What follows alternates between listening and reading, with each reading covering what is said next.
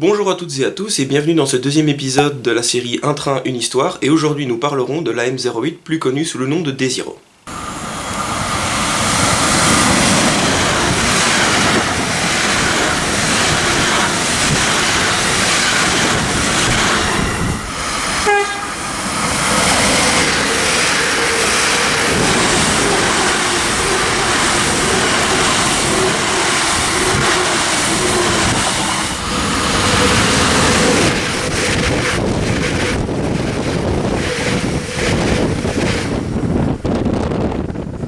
Avant de continuer la vidéo, je tiens à préciser que le nom complet de cet engin est D0 ML, mais par facilité, je ne l'appellerai que D0.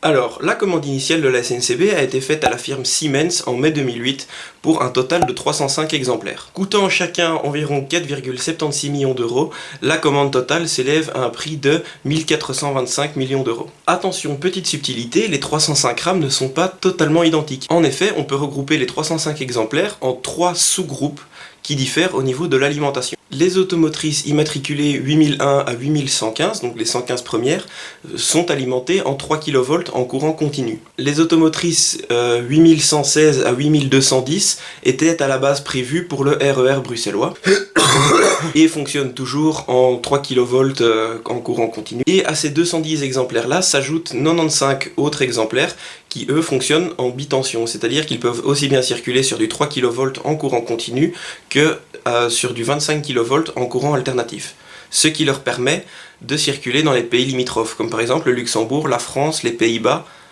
et l'Allemagne. Les rames sont en test sur le réseau belge depuis 2010 et ont été officiellement présentées au public lors des portes ouvertes de la SNCB en 2011. Elles ont été présentées en même temps que les locomotives séries 18 et 19, dont je parlerai peut-être dans une future vidéo. Vers fin 2011, 4 rames serviront à former les conducteurs à la conduite de ces nouveaux modèles. Et pour finir, c'est le 25 janvier 2012 que le premier voyage officiel des D0 s'est fait sur le réseau belge, sur la ligne qui relie Charleroi Sud à Erquelin, près de la frontière française. Et c'est là que les premiers petits problèmes techniques sont apparus. En effet, le couplage des deux automotrices, la 8002 et la 8003 si je dis pas de bêtises, était trop grand pour certains quais. C'est-à-dire qu'il y a 2 wagons qui dépassaient une partie des quais. Vous allez me dire que c'est un problème qui n'est pas super grave, mais pour une journée de test, ça la fout un peu mauvaise quand même. C'est comme si un père de famille rentrait avec un nouveau monospace flambant neuf, full option, mais que les portes arrière ne s'ouvrent pas. Comme je l'ai dit en partie plus tôt dans la vidéo, les D0 étaient à la base destinés à fonctionner sur le réseau RER, qui était prévu pour 2008. On est en 2021 et sur la 124 pas loin de chez moi et sur la 161, ils commencent à dégager de la place pour faire les 4 voies. Et si vous vous demandez pourquoi est-ce que les chantiers du RER traînent autant en Wallonie alors qu'en Flandre ils sont déjà presque tous terminés, ce sont des petits arrangements financiers et politiques que je n'aborderai pas ici. Mais les problèmes des D0 ne s'arrêtent pas là. En effet, un an après leur mise en route, quelques problèmes de jeunesse surviennent. Ces petits problèmes ne paraissent pas si graves que ça, dans le sens où ils peuvent être réparés assez facilement.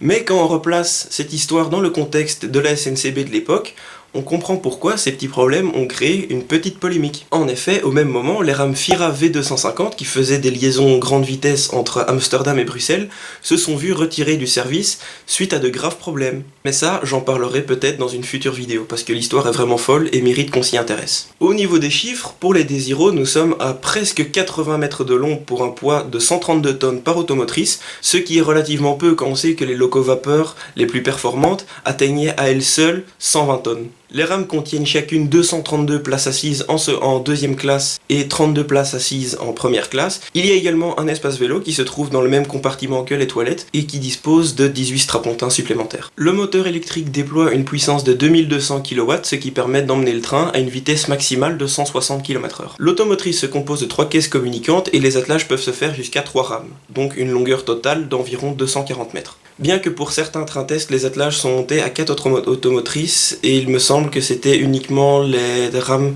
en bitension. Et pour finir sur une note un peu positive, ce sont des rames qui servent également de panneaux publicitaires pour certains événements en Belgique.